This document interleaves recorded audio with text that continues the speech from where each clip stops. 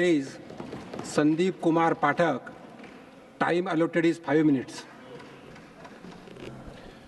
धन्यवाद chairman sir. प्रधानमंत्री जी का कुछ समय पहले हमने एक छोटी सी एक बात देखी थी, वीडियो था जिसमें कुछ जर्नलिस्ट बैठे हुए थे और वो जर्नलिस्ट प्रधानमंत्री जी से एक प्रश्न पूछते हैं कि इनकम इनइक्वालिटी के बारे में आपका क्या मत है। प्रधानमंत्री जी थोड़े से मुस्कुराते हैं और मुस्कुरा कर कहते हैं कि क्या सबको गरीब बना दें क्या। मेरा ये मानना है कि देश के प्रधानमंत्री जी को इनकम इनइक्वालिटी जैसे संवेदनशील और महत्वपूर्ण मुद्दे पर थोड़ी गंभीरता से लेनी चाहिए थी। सर, इनकम इनइक्वालिटी से हेल्थ इनइक्वालिटी होती है, एजुकेशन इनइक्वालिटी होती है, सोशल वेलफेयर इनइक्वालिटी होती है, लाइफस्टाइल इनइक्वालिटी होती है और ओवरऑल देश में जो इनइक्वालिटी आती है वो इनकम के इनइक्वालिटी से ही आती है। ऑनरेबल चेयर सर, मैं आपके माध्यम से ये बताना चाहता हूँ कि हमारे देश के 10% लोग जो है वो 80% इनकम करते हैं और बचे हुए जो 90% लोग हैं वो बाकी के 20% इनकम करते हैं। लेकिन ये जो 80% कमाते हैं उनसे टैक्स सिर्फ 20% आता है और जो ये 20% कमाते हैं उनसे इनकम आता है 80%। इसका कहने का मतलब ये है कि आपको ज़्यादा कमाने वाले अमीर लोगों के तरफ से टैक्स का कंट्रीब्यूशन कम है और जो मिडिल क्लास है, मिडिल क्लास के तरफ से आपके देश को चलाने के लिए 80% टैक्स वहां से आता है। ये इनइक्वालिटी का एक झलक है ऑनरेबल चेयर सर, और ये ऐसा झलक है जो किसी भी व्यक्ति को, समझदार व्यक्ति को ये स्पष्ट कर देगा कि अगर ऐसा चलता रहा तो देश विकासशील से विकसित कभी नहीं बन पाएगा। ऑनरेबल चेयर सर, अगर आप देखेंगे कि कॉर्पोरेट टैक्स 9 लाख करोड़ का है, इनकम टैक्स 11 लाख करोड़ का है और जीएसटी जो है 10 लाख करोड़ का है। 10 साल पहले अगर आप देखेंगे तो कॉर्पोरेट टैक्स ज्यादा हुआ करता था, डबल होता था और इनकम टैक्स कम हुआ करता था।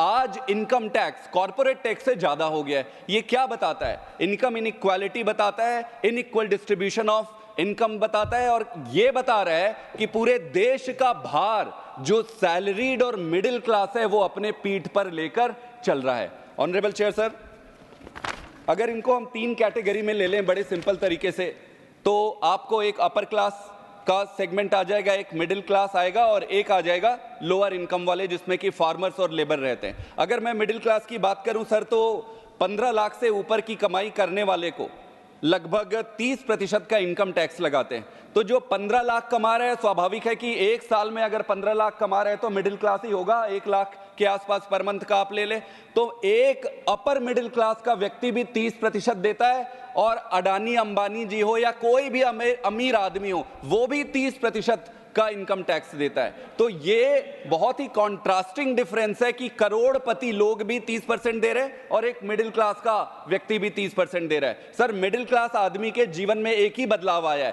पहले वो 9 से 5 काम करता था, आज 9 बजे सुबह से लेके वो 10 बजे तक, फिर वर्क फ्रॉम होम, फिर सैटरडे, फिर संडे। अपनी जिंदगी तबाह कर रखा है मिडिल क्लास ने, क्योंकि उसके सपने हैं। अपने उस सपने को पूरा करने के लिए वो काम कर रहा है, काम से कमाई कर रहा है और उस कमाई से टैक्स पे कर रहा है। आप चाहे इनकम पे टैक्स ले लो, अगर वो कुछ खरीदता है तो खरीदने पे टैक्स ले लो, थोड़े बहुत इन्वेस्टमेंट करता है तो आप उस पे भी टैक्स लगा रहे हो। चारों तरफ टैक्स के टैक्स, टैक्स पे टैक्स और टैक्स के पैसे से ही हमारे फिनेंस मिनिस्टर या हम सबके लिए कह रहा हूं मैं, बैठ जाते हैं पेन पेपर लेके, मिडिल क्लास के पैसे को 4 पैसा इसकी टोपी उसके सर, उसकी टोपी उसके सर।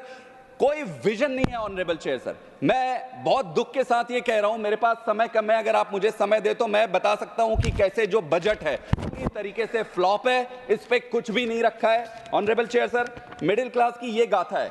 आप लीजिए, मिडिल क्लास को एक सबसे इंपॉर्टेंट चीज है जैसे जॉब है।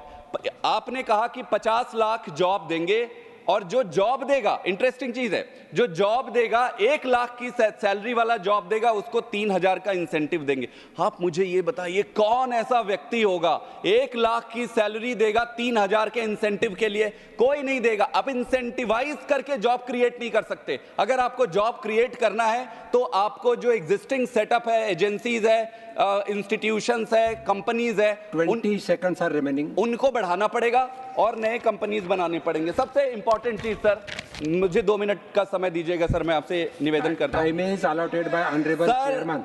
सर एक चीज देखिए, अभी सबसे बड़ी चीज आई, सोलर पॉलिसी लेके आया मोदी जी ने, सरकार ने सोलर पॉलिसी। इस सोलर पॉलिसी में आप लार्ज स्केल पे सोलर पैनल लगाने की बात कर रहे हैं। Time is up mister Pathak.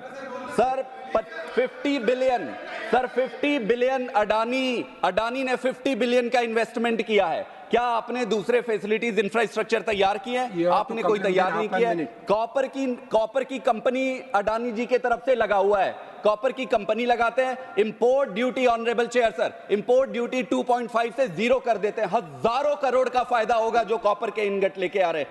Copper की ड्यूटी को 2.5 से 0 क्यों किया गया? किसको फायदा देने के लिए किया गया?